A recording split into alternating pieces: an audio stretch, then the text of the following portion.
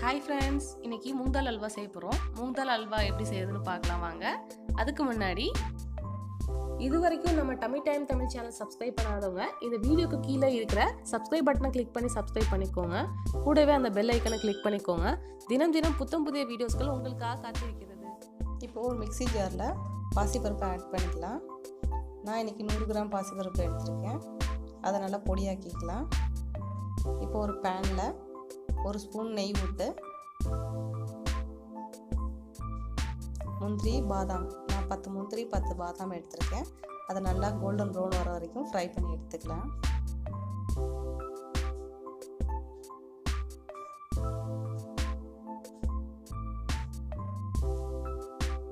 இப்போ நல்லா golden fry ஆயிடுச்சு. இதை நம்ம தனியாக எடுத்து வச்சுக்கலாம்.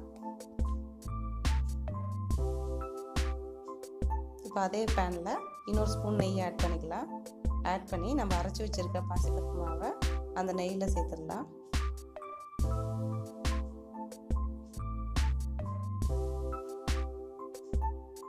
சேர்த்து நல்லா கைவிடாமல் பாசிப்பருப்பு மாவு நெய்யும் சேர்த்து கலந்து விட்டுக்கிட்டே இருக்கணும்.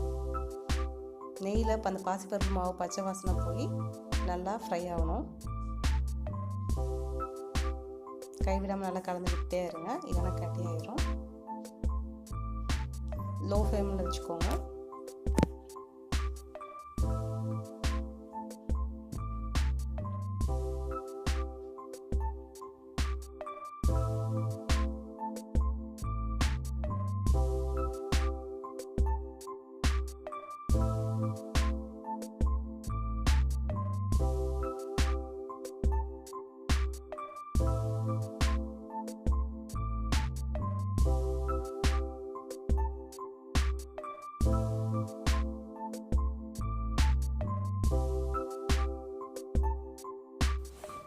இந்த ஸ்டேஜில் 1 டம்ளர் தண்ணி சேர்த்துக்கணும்.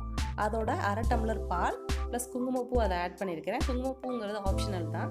இப்போ எல்லாத்தையும் சேர்த்து நல்லா கிளறி விட்டுக்கலாம், கட்டி வராமல். கைவிடாமல் கிளறிக்கிட்டே இருங்க, இல்லைன்னா கட்டி ஃபார்ம் ஆயிரும்.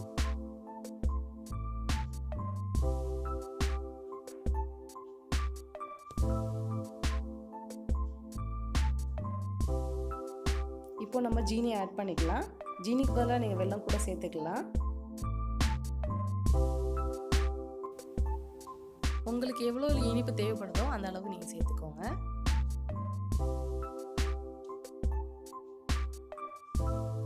இப்போ நல்லா கலரி விட்டுட்டே இருக்கலாம். ஜீனியும் நல்லா கேரமலைஸ் ஆகி அதுலேருந்து தண்ணி வெளியே வரும். இப்போ பாருங்கள், பாசிப்பருப்பு அல்வா கொஞ்சம் ஒரு பதத்தில் வந்துருச்சு.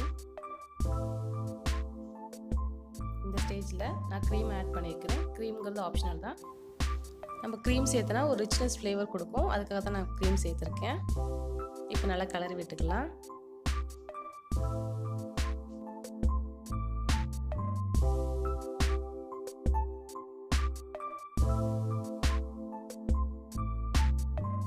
இப்போ பேனை மூடி வச்சு 1 நிமிஷம் லோ ஃப்ளேமில் குக் பண்ணலாம். ஏன்னா பாசிப்பருப்பு நல்லா வேகணும்.